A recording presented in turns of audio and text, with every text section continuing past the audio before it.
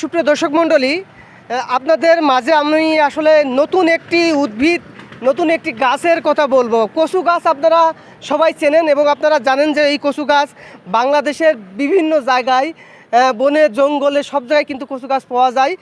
আর এই কচু গাছের উপকারিতা আপনারা জানেন যে প্রচুর পরিমাণে কিন্তু কচু গাছে আয়রন থাকে, প্রোটিন থাকে, যা কিন্তু মানবদেহের জন্য প্রচুর পরিমাণে উপকারী। আর কচু গাছের প্রতিটা জিনিস আসলে কোনো জিনিসই ফেলে দেওয়ার মতন না।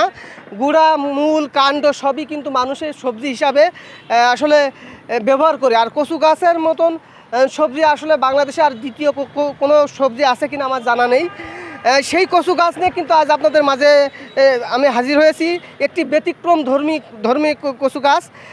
আপনারা সবাই দেখেছেন যে কচু গাছগুলো অধিকাংশ মাটিতে, বনে বাদারে বা কোনো নালাতে কিন্তু কচু গাছগুলো হয়। আর এই